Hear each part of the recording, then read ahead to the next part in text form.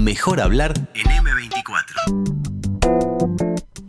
En 2020, con el nuevo gobierno, asumió también un nuevo director de los medios públicos, 4 radios y un canal de televisión. Los trabajadores señalan desde hace años que sus contratos son precarios y que cada nueva dirección viene con un planteo refundacional que no permite dar continuidad a ningún proceso. Días atrás, un informe de la cadena alemana Deutsche Welle sobre la libertad de prensa en Uruguay despertó la molestia del oficialismo que por distintas vías se expresó. Un mes antes, el Centro de Archivos y Acceso a la Información Pública registraba la mayor cantidad de amenazas a la libertad de expresión desde que hace sus informes anuales. ¿Qué proyecto tiene la dirección actual? ¿Con qué criterios se seleccionan los contenidos? ¿Cómo se han redistribuido los funcionarios en esta administración? Para saberlo, mejor hablar con el director del Servicio de Comunicación Audiovisual Nacional, Gerardo Sotelo, a quien le damos la bienvenida y las gracias por estar en nuestro programa. Sotelo, buenos días. ¿Cómo estás, Mariana, Martín? No, gracias a ustedes por llamarme y felicitaciones por el nombre del programa.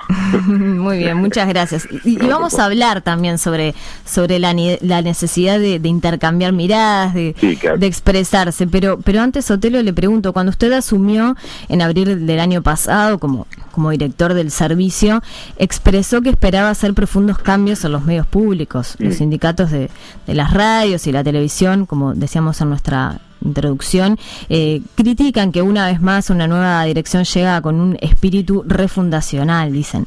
¿Qué cambios pudo introducir de los que se había propuesto en un primer momento? Bueno, ya empezamos con las difíciles. No, los cambios son muchos, pero al mismo tiempo son pocos en comparación con todo lo que hay que hacer. Yo digo que no hay un espíritu refundacional, hay un espíritu fundacional, porque tenemos la sensación de que le damos unos medios públicos que por una razón o por otra pertenecen a una mirada del pasado, inadecuada con respecto al lugar que tienen que tener en la sociedad uruguaya, ¿no? en el debate público, en la preferencia de la gente. Entonces, al mismo tiempo tenemos unos medios públicos que presentan debilidades institucionales manifiestas. Seguramente de esto podremos hablar más adelante.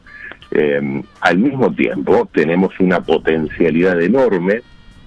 Yo no me canso de repetir que somos el mayor multimedia del país, medido, salvo en términos de facturación, que no es nuestro objetivo, y en términos de rating, que sí debería serlo en algún punto. Somos la mayor concentración de tecnología, medios de comunicación, periodistas, técnicos. Cubrimos todo el país. Tenemos la enorme ventaja de tener nuestro presupuesto asegurado porque utilizamos dineros públicos, en fin. Yo creo que, y además tenemos personal de altísima calidad en toda la línea, periodistas, técnicos, administrativos que conocen su tarea. Eso y la necesidad de poner a los medios públicos en el debate público y de cara a la sociedad, es decir, devolvernos unos medios que la gente pueda auditar, pueda hacer sus reclamos, sus sugerencias, que los sienta como propios y que en todo caso los utilice para medir la calidad de los otros medios, o para decir, miren, los otros medios encuentro tal o cual problema, porque se llega para un lado, aquel para el otro, porque es muy comercial, aquel porque tiene una programación demasiado ligera.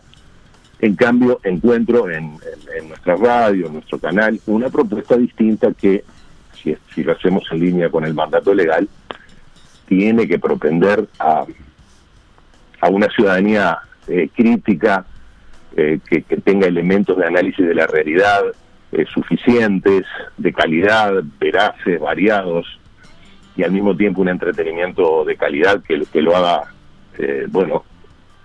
sentir, reflexionar sobre la experiencia de su vida y de su entorno de una manera más enriquecedora. En ese sentido, yo no digo que no se haya hecho nada de esto, por Dios, lo que digo es que los desafíos son enormes, porque claramente venimos muy rezagados en cuanto a la organización, la institucionalidad, y también en cuanto a la reflexión, esto es compartido con toda la sociedad, y a la adopción de algunos criterios profesionales básicos para que todo esto funcione de manera armónica. Bien. Sotelo, ¿cuál es el balance entre los contenidos nacionales y extranjeros, y también en cuanto a la producción y lo que se le llama enlatados, es decir, lo que se compra ya claro, hecho? Sí, bueno, obviamente el balance pasa por varios cortes, ¿no? Uno es la disponibilidad de caja, la ecuación económica y el desafío de tener que llenar todos los días la programación de un canal de televisión y de 5 radios.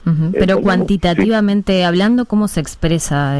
Bueno, la verdad que nos hemos encontrado con un problema enorme que ha sido la pandemia, porque veníamos apuntando hasta marzo.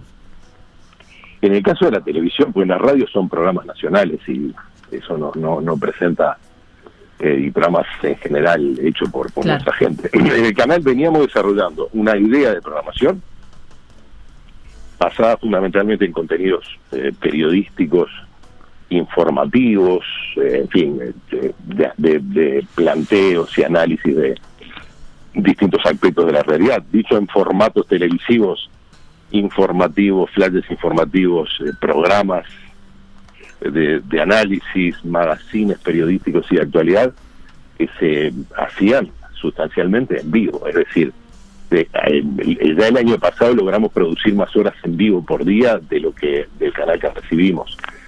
Obviamente todo esto con las severísimas restricciones que tenemos de movilidad dentro del canal se redujo a la nada. Ahora solamente tenemos los informativos centrales en vivo, el informativo de las 7, del mediodía y de la tarde. Bien. Y el resto tenemos que probarlo. Lo que pasa es que estamos poniendo también enlatados, entre comillas, de la producción nuestra más reciente, ¿no? Claro.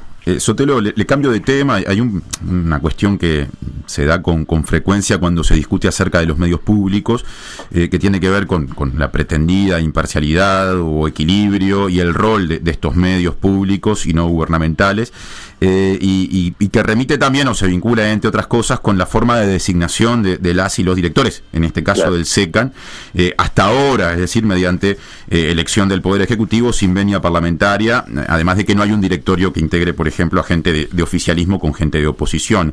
¿Qué piensa al respecto de este punto? Bueno, la pregunta, Martín, viene a caballo de lo que acabo de decir, en el sentido que tenemos un atraso institucional que no se compadece con la jerarquía de la institucionalidad democrática del Uruguay. Si vos mirás, yo estuve mirando en estos días a radio de todos estos temas, el lugar que ocupa Uruguay en el mundo de la democracia, Uruguay está entre las 23 democracias plenas del mundo en 160, 180 países que se miden. Está en el puesto 15, ¿no? Si lo comparamos con Alemania, ya que está de moda, Alemania está en el puesto 14, no está mucho más lejos, y en algunos rubros Uruguay la ventaja, por ejemplo el de los derechos civiles. Sin embargo, si uno mira los países líderes en materia de democracia y ve que los medios públicos no están en la esfera del Poder Ejecutivo, pero en eso hay unanimidad en el espectro político. De hecho, si el gobierno anterior hubiera aplicado la ley que votó, hoy no estaríamos en esta situación. Y obviamente usted me puede decir, bueno, este gobierno también pudo aplicarlo, está bien, pero lo que pasa es que este gobierno vino con un proyecto de ley de medios donde se incluye, por suerte, y nosotros hemos trabajado mucho a nivel parlamentario para mejorar incluso la gobernanza, se mantiene la determinación de que los medios públicos sean un servicio descentralizado, es decir, cuyos directores sean designados por el Senado, que si bien tenés la dependencia presupuestal, al menos en principio, te da otro tipo de margen. Pero en esto hay consenso, está de acuerdo el ministro de Educación y Cultura, el ministro de Industria, doy por descontado que el presidente de la República, la oposición, esto va a ser para mejor. Es decir, como tú decías, habrá, que sumo yo, en 3 directores, uno que será de la oposición, y bueno, trabajaremos mejor, porque tratándose en general el Estado funciona mejor si lo controla quien no ejerce el gobierno, pero en el caso de los medios de comunicación es mucho más importante, porque cualquier intención, interés de la mayoría de torcer los contenidos o lo que sea a favor del gobierno va a ser inmediatamente detectado por el director de la oposición. ¿Se puede hablar, Sotelo, de que estamos en un momento, si se quiere, de transición entre una ley de servicios de comunicación audiovisual que va a ser sustituida por este proyecto de ley que se está estudiando en el Parlamento, que introducía algunos de las novedades que usted recién mencionaba? Sí. Tenemos entendido que también de ese proyecto de ley surge que a futuro las autoridades del SECAN no van a ir en paralelo con la duración del mandato de cada gobierno, de cada poder ejecutivo, sino que se renovarían siempre a mitad de cada uno de los mandatos, como pasa con otras instituciones, sí. Lo que en este caso, por ser un periodo de transición, habilitaría que usted permanezca ininterrumpidamente hasta 2027 en el cargo. ¿Se puede decir que en caso de que usted no renuncie o sea removido, eso es lo que terminará ocurriendo? Bueno, digamos, el primer presidente del CIPRATEN, cualquiera sea, que eventualmente seré yo, pero en rigor podría no serlo. Una aclaración, CIPRATEN es sí. Sistema Público de Radio y Televisión Nacional, organismo que se va a crear. Sí, el que sustituye a SECAN. Bien. El primer presidente de CIPRATEN va a estar un periodo que excede el ciclo electoral, lo cual es una muy buena noticia, porque es otra señal que busca desacoplar, la señal esta busca desacoplar el mandato de los directores de los medios públicos del mandato electoral, procurando luego la destreza o la necedad de los directores podrá favorecerlo o no, que se tracen políticas públicas más allá del partido que está en el gobierno, que se limitará eventualmente a poner el énfasis en esto o en aquello, como ocurre en todas las democracias maduras, y luego habrá una consideración global me refiero con cierta unanimidad del sistema político a la manera como se gestionan los contenidos, el sentido que se le da a la programación de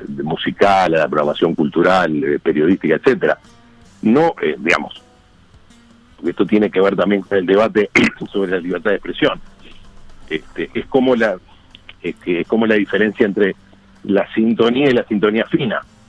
Yo tengo una radio convencional en la cocina para escuchar Radio Uruguay, que tiene aquel viejo sistema de dos perillitas, una dentro de la otra. Es decir, con la perillita grande va seleccionando groseramente entre las frecuencias. Con la perillita fina pasa del 94.6 al 94.7, ¿no? En esto tiene mucho que ver con las democracias estables y maduras. Los debates jamás son digamos, tienen que ver con detalles, ¿no? Los partidos y las organizaciones sociales, la comunidad debate en torno a detalles de cómo lograr mejor que la programación musical esté orientada a promover los valores, en fin, los mejores valores musicales de todo el país, las barbas. Uh-huh. Pero nadie dice, no, mirá, hay que cerrarla y hacer una radio para tal cosa.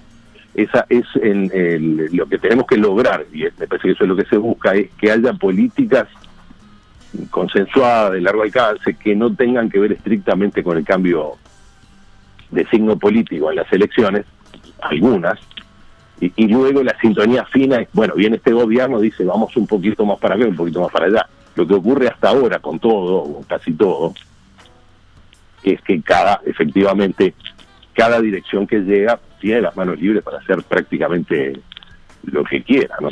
Bien, Sotelo, en este sentido, usted al iniciar su gestión envió una comunicación a los coordinadores de los informativos y tanto del canal como de las radios, en la que decía que los contenidos periodísticos debían ser consultados con el coordinador Jorge Gatti antes de iniciar el proceso de producción. Esto con el fin de balancear las opiniones, decía usted en esa comunicación, y reflejar todos los puntos de vista relevantes. ¿Cómo se explica justamente en el marco de lo que venía comentando que esta tarea la lleve adelante justamente Gatti, quien trabajó en el equipo de comunicación del Partido Nacional?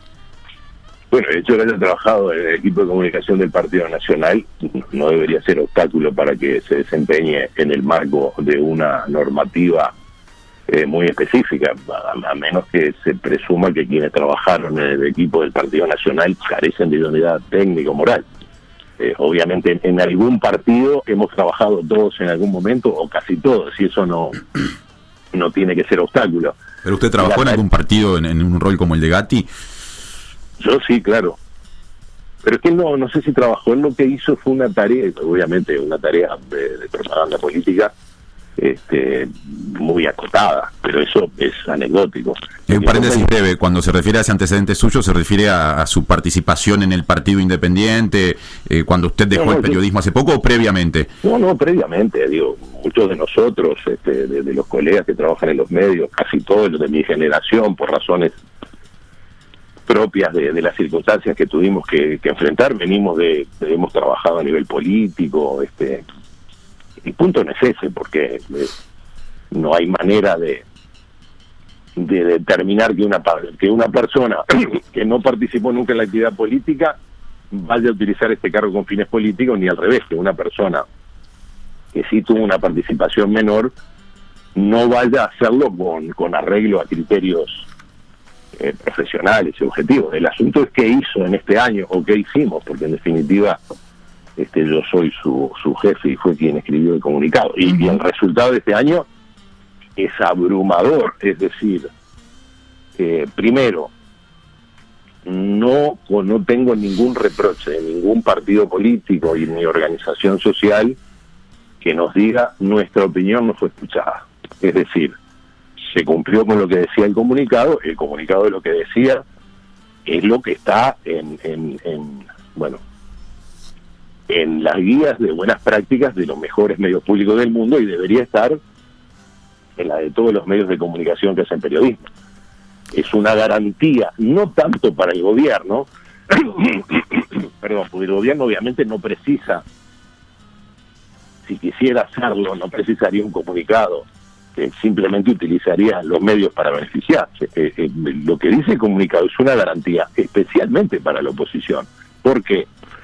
Y porque el encargo es, miren, ustedes pueden trabajar con la más absoluta libertad, buscar temas, buscar información, plantear temas, siempre que se den estas circunstancias.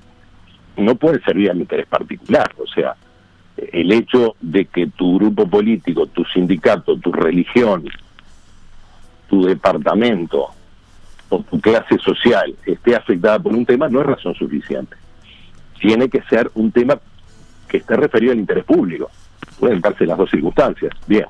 Luego tenés que procesar la información de una manera que le asegures a todos los miembros de la sociedad. Nuestros propietarios votaron a todos los partidos políticos y profesan todas las religiones o ninguna, de tal manera que los miembros de la comunidad, cualquiera sea el partido al que voten, cualquiera sea en su ciudad, se encuentren en tu trabajo una reconstrucción de la realidad en la cual su opinión por lo menos tenga la oportunidad de defenderse, ¿de acuerdo? Eso es pero lo que dice el que está principio de balance e imparcialidad. Tú no sos parte del problema.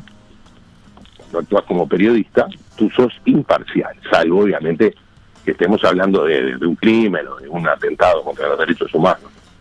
Entonces, en la medida que esto ha generado un clima de trabajo, yo diría que hasta cordial, los periodistas han trabajado con libertad, nadie ha sido censurado, nadie ha sido vulnerado en su derecho humano y profesional.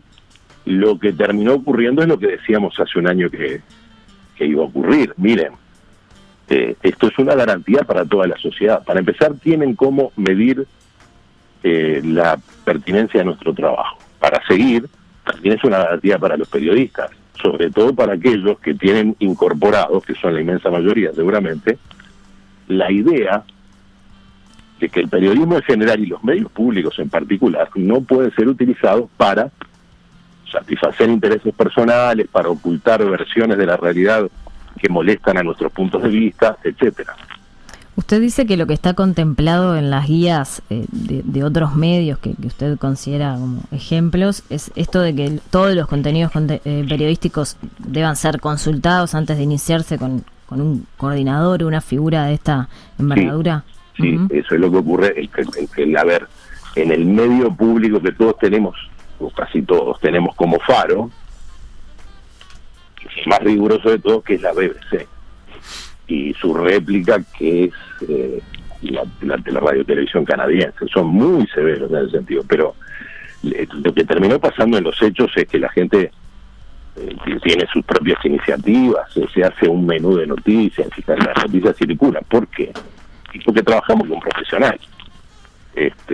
La gente está allí para informar, para desarrollarse profesionalmente, para servir a la comunidad, y nosotros también. Por lo tanto, salvo hay algún detalle que se ajusta entre los coordinadores,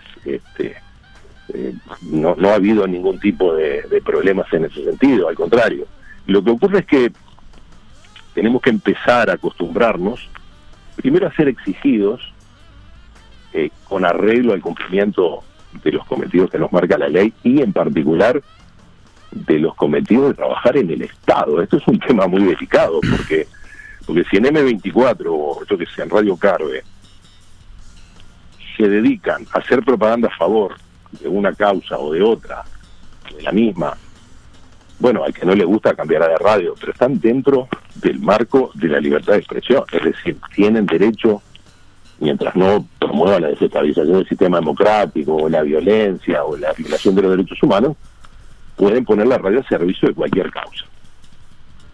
Eso en el Estado es inaceptable. Es decir, rige el principio inverso. Acá no se puede hacer proselitismo de especie alguna. Es decir, cuando tú procesas la información, cuando tú editas el video, cuando tú decidís invitar a fulana o a mengano, o cuando tú haces un programa documental, tenés que tener en cuenta que en este marco no puede hacerse proselitismo de especie alguna. ¿Y cómo se aterriza eso en la realidad? Bueno, mirá, todos nuestros contenidos tienen que seguir el interés público, nuestros profesionales son imparciales, es decir, no forman parte cuando trabajan, ¿no? Las voces que aparecen tienen que balancear la realidad, es decir, las opiniones que hay sobre el tema. Bueno, esa es un poco la manera como se trabaja en todos los medios públicos. Alcanza con leer la ley que rige a la Deutsche Welle para darse cuenta de lo severo que pueden ser los requisitos, que los nuestros lo son aún mucho menos. Sotelo, le proponemos abordar un último aspecto bien específico de la situación de los medios públicos antes de pasar a otros temas. ¿A qué voy? Digamos, en la preparación de la entrevista encontramos opiniones del sindicato, en este caso de Televisión Nacional de Uruguay o Canal 5, que indicaron, en diálogo inclusive con nuestra producción, que si bien las y los periodistas se comprometieron en sus contratos, digamos, a hacer transmisiones en vivo en redes sociales o móviles, inclusive para la radio, discreparon con esta propuesta, porque por un lado se despidió gente, digamos, en la radio, y hay periodistas hoy haciendo doble función, y por otro, según dicen, porque al utilizar sus celulares para filmaciones o transmitir en redes y en la web, digamos, se perderá calidad, y aparte se quitarán fuentes de trabajo, por ejemplo, a camarógrafos. ¿Qué responde a estas preocupaciones? No, eso no es cierto. A ver, para empezar con lo primero, despidos, lo que se dice despidos, no hubo ninguno. Lo que hubo, contratos que no se renovaron, que no es lo mismo. Y esto vuelvo a algo que había planteado y yo no respondí. En el SECAN, en el Estado en general, particularmente en el SECAN, no hay contratos precarios. No hay vínculos precarios, no podría haberlo porque estaríamos violando la ley. Todos los vínculos que tenemos están debidamente ajustados a derecho. Justamente, si el contrato dice que vence dentro de 2 años, no es un contrato precario. Precario sería que pudiéramos cesarlo en cualquier momento sin indemnización, pero los contratos que hay en el Estado, en el SECAM por lo menos, no son precarios en absoluto. Lo que ocurre es que se vencen el último día del segundo año, porque así fueron firmados por quienes lo acordaron, es decir, por la dirección del servicio y por el trabajador. Claro, a veces sucede, Sotelo, la inmensa mayoría se renovaron, teníamos cerca de 220 contratos, y creo que renovamos 170, en el canal prácticamente todos. Claro, a veces pasa, Sotelo, que un trabajador cumple las mismas tareas y tiene, digamos, un vínculo de dependencia con esa fuente laboral durante incluso décadas, y los contratos se renuevan año a año. O sea, todos los 31 de diciembre tiene que saber si se renueva su contrato o no. O sea, hay quienes entienden que esta es una forma de precarizar el trabajo. Pero no lo es, porque eso no es precario. O sea, precario es otra cosa, eso no es precario. Si yo te digo cuánto vas a cobrar, cuánto tiempo te voy a contratar, no es precario en absoluta. Es un contrato laboral, no hay ninguna precariedad. De hecho, de algún modo, acá hay una diferencia sustancial entre lo que son lo que es la función pública. Por ejemplo, la administración del SECAM, de nuestros medios, el manejo financiero, el manejo de la tecnología, necesariamente tienen que estar en manos de funcionarios públicos, porque son los que le dan la mirada de largo plazo, la estabilidad, nos dicen de dónde venimos y hacia dónde vamos, cuál es la historia del servicio. Esto necesariamente, y además, si seguimos avanzando en el descentralizado y vamos a un proyecto de reestructura que en algún momento terminaremos, hay que potenciarlo. Nosotros tenemos una falta de funcionarios públicos dramática, en estas áreas particularmente. Ahora, no tendría sentido que un conductor de informativos, un periodista, una productora tenga un vínculo de función pública, siendo que se trata de un trabajo naturalmente perecedero, en el sentido de que cambia la programación, cambia cambia los programas, hay un nivel de exposición y de desgaste distinto al que tiene un funcionario administrativo. Por lo tanto, ¿no es aplicar las lógicas de la televisión comercial a la pública, eso que usted está mencionando recién? Porque acá no hay diferencia en televisión comercial y televisión pública. Si yo digo, vamos a hacer un ciclo de programas documentales, ¿por cuánto tiempo? ¿Por 2 años? ¿Por 3? ¿O por 1? Que sean tal y cual programa con estas o aquellas características o contenidos. Esos trabajadores que están afectados a ese ciclo de programas tienen una idoneidad determinada. Si mañana viene otra dirección o esta misma dice, bueno, gracias, ya no vamos a hacer documentales, ahora vamos a hacer énfasis en, no sé, en programas científicos, o vamos a hacer una mezcla de unos y otros. Bueno, habrá gente que tendrá capacidad de transformarse o será más maleable que otra, pero que se desgastan las figuras que están al aire no es un tema de televisión pública o privada. Algunas se desgastan, otras no se desgastan. Tenemos conductoras de informativos durante muchos años porque gozan del respaldo de la gente. Lo que no puede ocurrir, además no es natural de la función pública, es que ese tipo de tareas queden asociadas a un contrato de por vida, porque claro, no tiene mucho sentido, no tendría sentido. Usted habla de conducción al aire, pero bueno, hay otros roles que también vencen, roles técnicos, roles de periodistas de un plantel, por ejemplo, de hace años, pero más allá de la discusión sobre la precariedad o no laboral, o la estabilidad laboral, es cierto que no se renovaron contratos, o sea, se perdieron fuentes de trabajo. No se perdieron fuentes de trabajo. No se renovaron contratos, hay menos gente trabajando para esos medios. No hay menos gente. Si hay menos gente será momentáneo porque estamos en un proceso de transformación. Fuentes de trabajo no se va a perder ninguna. Es más, auguro, cuando esté, y esperemos que esto sea pronto, la reestructura funcionando, vamos a tener más trabajadores. En algunas áreas seguro que vamos a tener más, y en términos generales, es decir, no nos sobraba nada cuando llegamos, por lo tanto, lo que estamos haciendo, y esto me parece que es fundamental entenderlo, porque es la situación desde el punto de vista operativo más dramática que encontramos, es que teníamos una estructura organizativa de asignación de recursos, desde mi punto de vista tenía un atraso probablemente de 20 o 30 años. Bien, pero usted dijo de 220 contratos teníamos unos 150 haciendo radio, unos 40 y tantos haciendo televisión y 8 en plataformas digitales. Esto es condenarnos no al fracaso. Esta estructura que heredamos era condenarnos a la desaparición. Bien, pero usted justamente dijo que de todos esos contratos, desde los 220 creo que señaló, no se renovaron la totalidad, o sea, se perdieron en el camino algunos contratos. No se perdieron, no se renovaron esos contratos, se crearon cargos que no existían, tenemos un área de comunicación institucional, estamos desarrollando las plataformas digitales, el grueso del personal que está en plataformas digitales ya estaba trabajando, estaba en la radio, está haciendo otras cosas. Hicimos un concurso para fortalecer las áreas que estaban más desguarnecidas. Y esas áreas son 2 áreas críticas. Nosotros teníamos el doble de personal para hacer un informativo de radio al mediodía, en Radio Uruguay, del que teníamos para hacer los informativos del canal, en contratos, no digo que todos estuvieran en esta tarea. Entonces, ¿qué hicimos? Creamos un área de plataformas digitales coherente, que responde a una política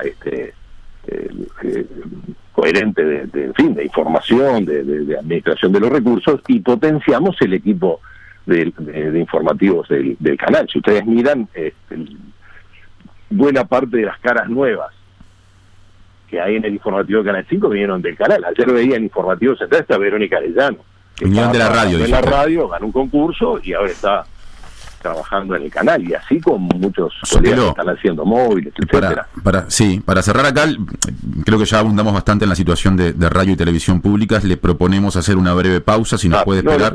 Para redondear, lo que quiero que quede claro es que estamos en un proceso de transformación, porque si no, yo lo he dicho en distintos ambientes, si no hacíamos esta transformación, cuando entreguemos dentro de 5 años tenemos un museo.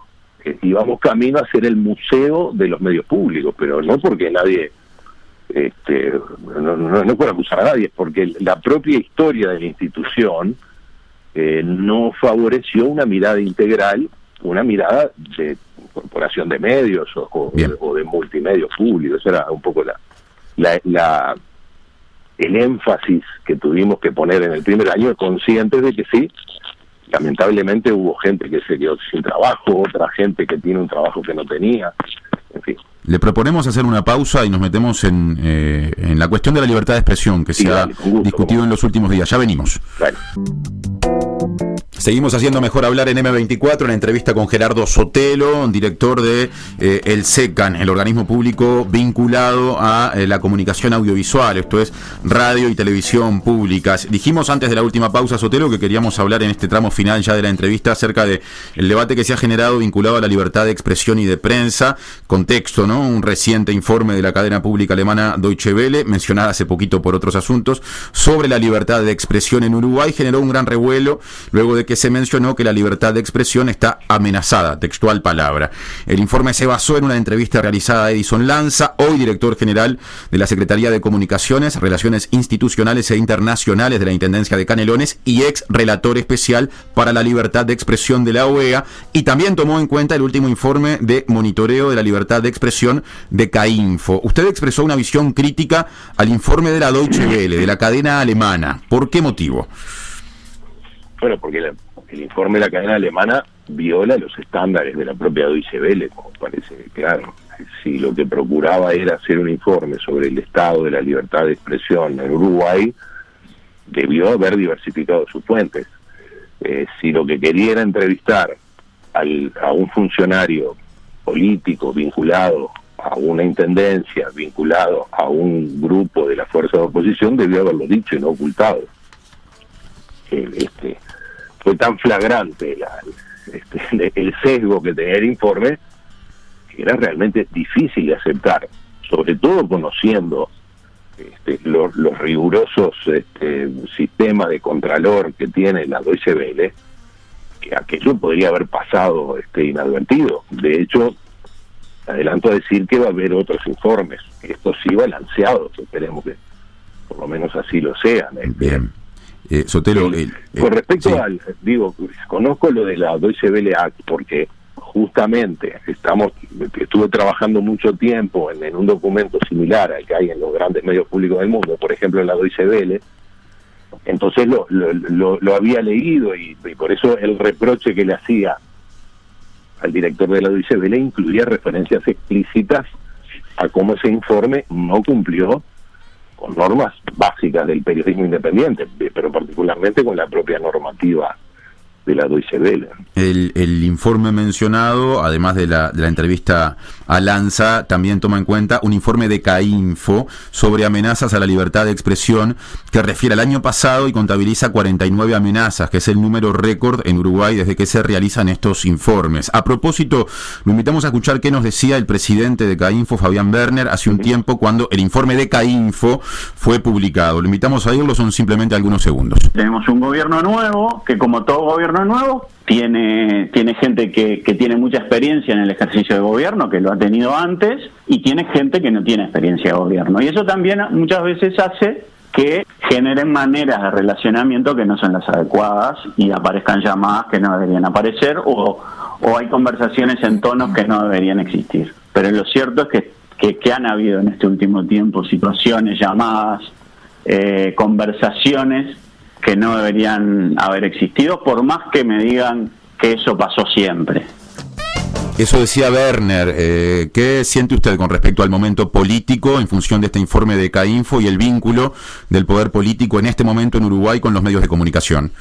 Vamos a seguir enmarcando al Uruguay en el lugar que tiene que tener. No solo que somos una de las 23 democracias plenas en el mundo.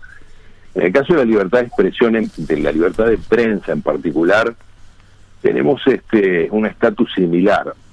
Reporteros Sin Fronteras hace un índice donde mide, creo que son 180 países y territorios. Uruguay está en el puesto 18.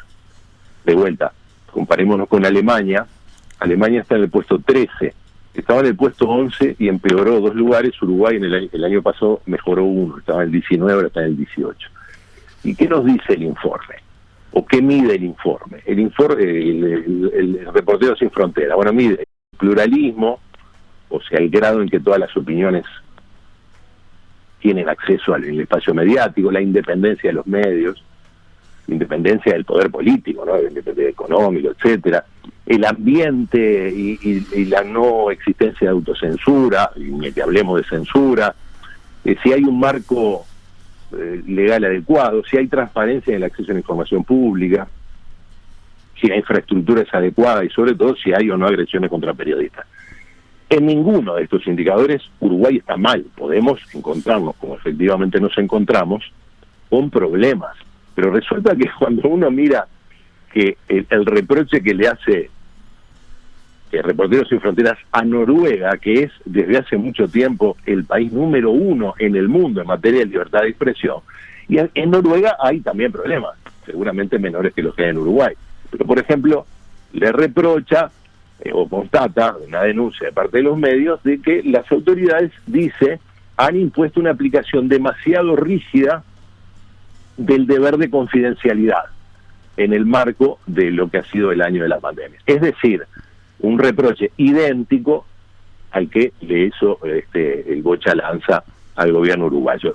¿A qué me refiero? A que Uruguay, que está en el puesto 18, España, Francia, Reino Unido, Italia, donde nadie diría que no hay libertad de expresión, están entre el puesto 29 y el 41. Tienen problemas mayores. Hay periodistas amenazados por la mafia o por grupos extremistas, hay problemas de distintos tipos. Uruguay no tiene ninguno de esos problemas. Ahora, CAINFO no dice que no haya libertad de expresión, reporta amenazas y no dice que estemos mal, dice que estamos peor que un año antes. Claro, pero a ver, veamos cuáles son las denuncias. Yo lo que constato es, ¿en Uruguay hay libertad de expresión? Sí. Decir que en Uruguay está comprometida la libertad de prensa o la libertad de expresión, cualquiera tiene el derecho a opinar eso, incluso tiene el derecho a expresarlo. Eso lo dijo Deutsche Welle, no CAINFO. Sí. No se sostiene analizando la realidad.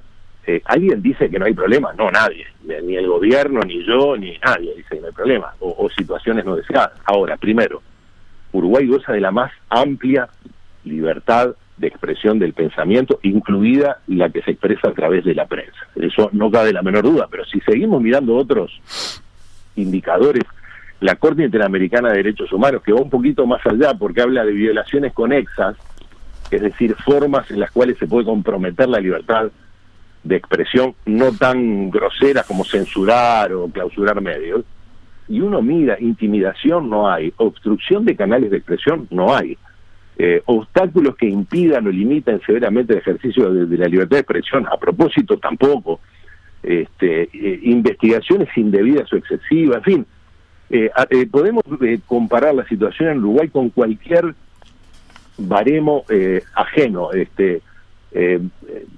ajeno al debate interno. Artículo 19, una organización en la cual en algún momento yo hice reporte de Uruguay, analiza elementos de carácter multidimensionales para ver si está comprometida la libertad de prensa, cómo se ejercen los derechos en el espacio público, si hay métodos por parte del gobierno de restricción en el espacio digital, si están protegidos los periodistas y los defensores de los derechos humanos, en fin.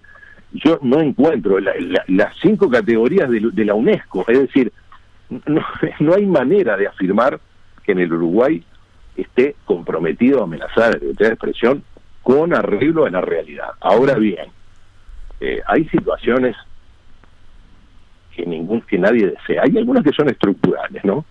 Por ejemplo, la debilidad de los medios locales en todo el territorio nacional, a excepción probablemente de Montevideo y alguna otra ciudad, con respecto a digamos, la debilidad económica, que los vuelve muy vulnerables a las dádivas del Estado. Esa es una forma en que está comprometida la libertad de expresión. Pero esto tiene décadas y probablemente no sea de fácil solución, porque sociedades donde la dimensión económica, incluso la distancia social, es como la que es en la realidad, porque la demografía no la podemos cambiar en Uruguay, allí hay problemas serios, son problemas estructurales. Entonces, bueno, los poderes públicos o fácticos, sí, se sienten mucho y complican la realidad o la situación.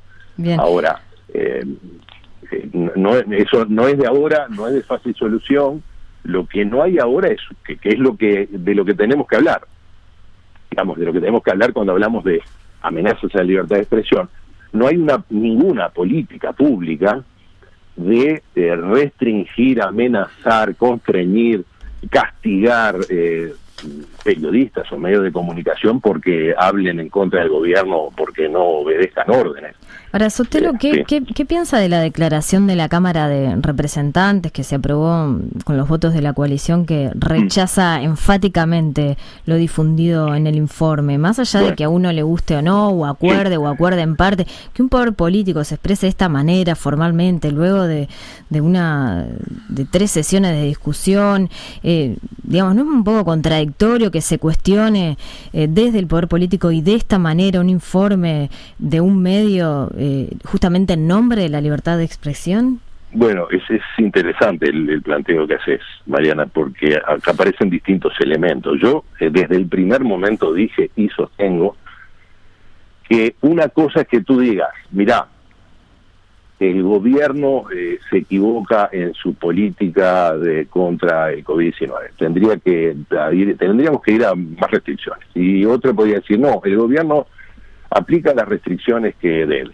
Eso es la política. Tú opinas una cosa, otro opina otro y allá vamos. Finalmente laudará a la ciudadanía cuando le corresponda. O la ley de medios propicia la concentración de medios. Otro dice, no, la ley de medios logra, bla, bla, bla. Son temas de controversia política. O hay que darle más asignaciones a la gente que está sin trabajo. No se puede porque no alcanza el dinero. No, cuando decimos que en el Uruguay está amenazada la libertad de expresión, lo que estamos diciendo, lo dice una cadena internacional, además de una falsedad, esto desde mi punto de vista, estamos introduciendo un elemento que expone al Uruguay, con un informe tendencioso, claramente, por lo pronto lo puedes poner a sanciones internacionales, por lo pronto lo expone a una mirada cautelosa. Si yo fuera Michelle Bachelet y doy un informe, diría, epa, vamos a mandar a alguien a investigar, porque lo que está pasando en Uruguay es preocupante. Bueno, pero si no hay motivos, la investigación no debería generar preocupación. No, por supuesto. Lo que ocurre es que es injusto que Uruguay sea colocado en ese lugar porque la realidad indica que está en otra. Entonces, eso por un lado, o sea, a nivel internacional podría ser visto como un país violador de los derechos humanos, y esto sería injusto. Ahora, por supuesto, si vienen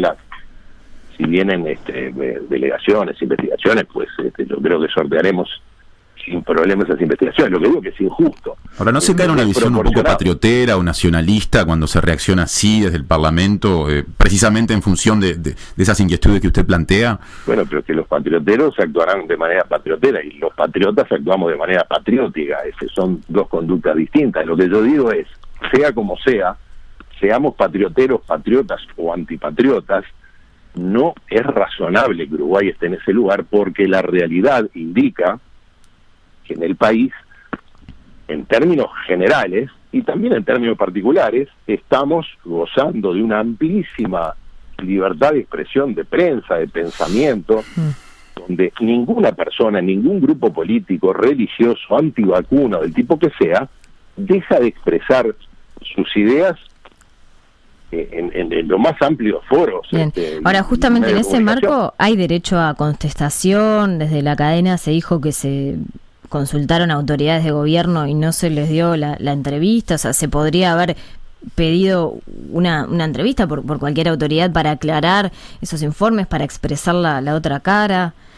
Sí, de acuerdo. Sí, es probable. De hecho, creo que en algún punto eso va a ocurrir. Lo que ocurre es que no podemos reprocharle a aquel que fue víctima de un informe sesgado de por qué no habló en su momento. Yo qué sé, no sé, porque llegar a un país y pedir una entrevista con el presidente no es frecuente. Por lo general lo que tenía que hacer es esperar un tiempo para que te la den. A mí me llamaron de la Deutsche Welle hace un par de días e inmediatamente le dije que sí, pero eso depende obviamente de cada quien. No sé cómo. Lo que no puede hacer un periodista, vamos a suponer que era muy importante que yo hablara, lo que dudo, pero vamos a suponer que hoy era fundamental de tener mi opinión sobre algo. Si la colega que me llamó dejó sonar el teléfono 2 veces y cortó, y ustedes salen al aire y dicen, lo llamamos, pero no, a ver, lo que importa es que las ideas que yo represento, o los puntos de vista que yo represento, estén incluidos en un informe. Si yo no atendí, habrá otro que atienda. Me explico a lo que me refiero. No tengo idea cómo actuó la Deutsche Welle, pero no es el punto. El punto es que lo que sacaron al aire no respondía a estándares mínimos de ecuanimidad, en fin, de imparcialidad. Sotelo, sobre el cierre, estamos pasadísimos de tiempo y hay mucha cosa para dialogar. En estas dudas que mucha gente plantea con respecto o que por lo menos desde estos ámbitos se plantean con respecto a la política de medios de este momento y al vínculo del Poder Ejecutivo con los medios, ¿usted entiende que incide aquel comentario que le hizo off the record, pero fue captado por periodistas a usted, el presidente Luis Lacalle Pou, cuando en pleno proceso de rescisión de contratos le dijo, tendrías que haber echado alguno más? Bueno, la realidad muestra que no incidió en absoluto, pero además no fue exactamente eso lo que me dijo. Reconstruyamos las circunstancias.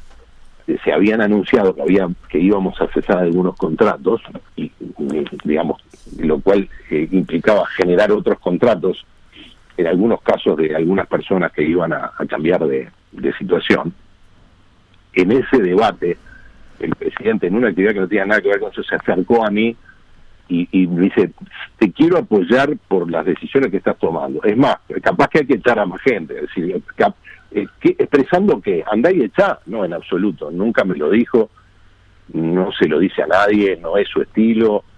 Lo que yo interpreto que él expresó, porque además dijo 2 veces, pero mirá que yo te apoyo en tus decisiones. Lo que me dijo es, lo que yo creo es que interpretó el malestar de muchas personas que votaron a la oposición, que votaron a la coalición de gobierno en su momento en oposición, que los medios públicos tenían en sus contenidos, en alguna de sus figuras, un sesgo a favor de quien gobernaba hasta el 1 de marzo pasado. Esto en parte es cierto, en parte no.